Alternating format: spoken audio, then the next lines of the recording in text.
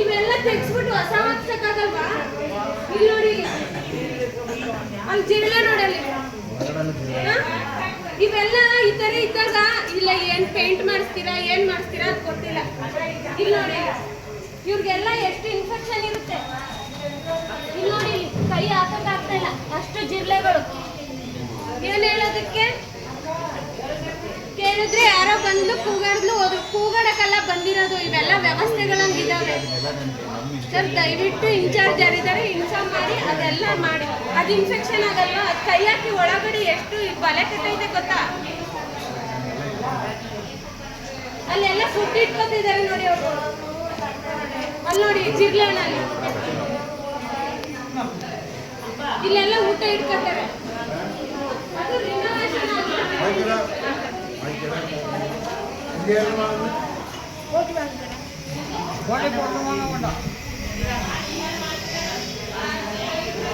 Complaint ಬರೋಕ್ಕೆ ನಮಗೆ ಗೊತ್ತಾಗುತ್ತಿಲ್ಲ ಅಂದ್ರೆ ಗೊತ್ತೇ ಆಗಲ್ವಾ?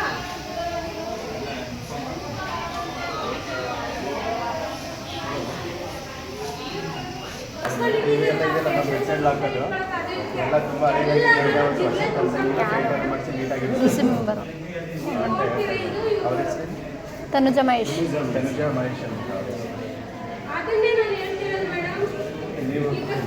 ಅದೇ ಅವರು ಇವರು MS ಕಾಲ್ ಮಾಡಿದ್ರು. ಅದೇ ಕಡೆ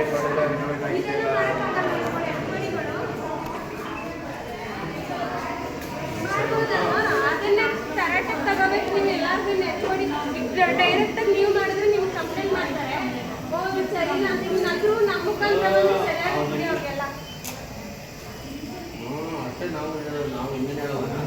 ಮೇಡಮ್ ಹೆಂಗಿದೆ ಗೊತ್ತಾ? ಹೊಸ ರಿನೋವೇಷನ್ ಆಗಿರೋ ಬಿಲ್ಡಿಂಗು, ಯಾವ್ದೋ ಹಳೆ ಡಬ್ಬ ಇಟ್ಟಿದ್ದಾರೆ. ಎಲ್ಲದ್ರಲ್ಲೂ ಜಿರ್ಲೆ ಮೇಡಮ್. ಇಲ್ಲಿ ಹೆಂಗೆ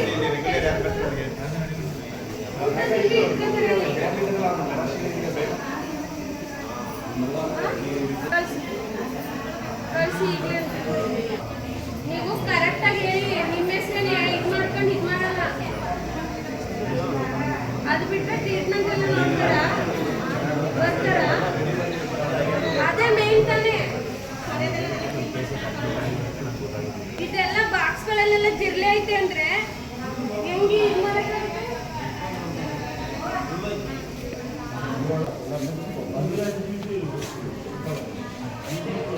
ಅಟೆಂಡೆನ್ಸ್ ಇವತ್ತಲ್ಲೂ